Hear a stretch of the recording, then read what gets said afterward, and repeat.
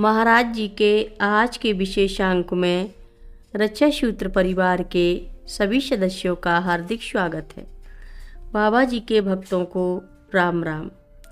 इसी प्रकार श्री रामकृष्ण परमहंस श्री रमण महर्षि आदि अवतारी विभूतियों के आश्रमों के प्रति उनके शिष्यों अनुयायियों की निष्ठा आस्था के भी उदाहरण देकर अपने परिकरों में गुरु भक्ति, गुरु सेवा एवं गुरु आश्रमों के प्रति निष्ठा जागृत करते रहते थे और स्वयं भी इन आश्रमों में जाकर ऐसे गुरु भक्तों का उत्साह बढ़ाते रहते थे।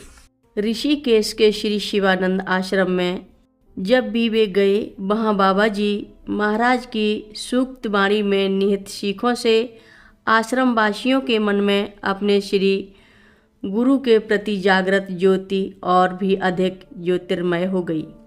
वृंदावन आश्रम में श्री कात्यायनी मंदिर में अपने श्री सदगुरु की वार्षिक पूजा हेतु राजस्थान के पुराने राज्य परिवारों के कई सदस्य पुरुष एवं महिलाएं वर्ष 1973 में एकत्र हुए थे। उनमें न्यायमूर्ति श्री नागेंद्र सिंह जी भी थे, जो बाद में अंतर्राष्ट्रीय मुख्य न्यायालय हेग यूरोप में न्यायमूर्ति नियुक्त हो गए थे, शामिल थे।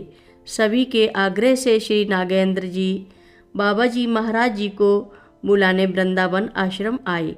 जब वे बाबा जी को लेकर कात्यायनी मंदिर आने लगे तो महाराज जी ने उनसे देवकामता दीक्षित जी को भी बुला लेने को कहा और तब सब मंदिर आ गए।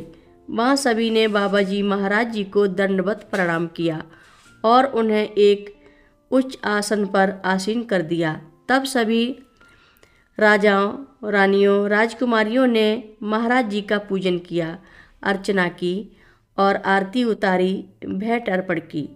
बाहर बैठे दीक्षित जी ने शंख, घंटानाद आदि सुने और समझ गए कि महाप्रभु का आरती पूजन हो रहा है, पर साथ में उन्होंने महिलाओं की सिसकियाँ भी सुनी और यही समझा कि भाव विह्वल हो सब रो रही होंगी।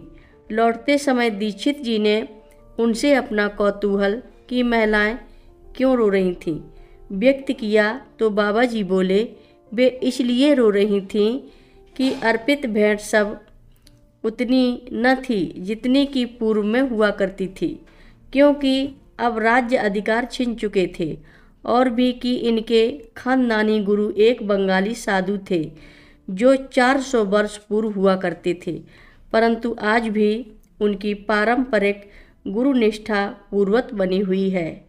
गुरु निष्ठा का ऐसा अपूर्व आचरण और गुरु के प्रति ऐसा भाव, वह भी समृद्ध रजवाड़ों के मध्य जानकर तथा यह भी जानकर कि आज वे वही भावपूर्ण बाबा जी को कह रहे हैं, दीक्षित जी गदगद हो गए।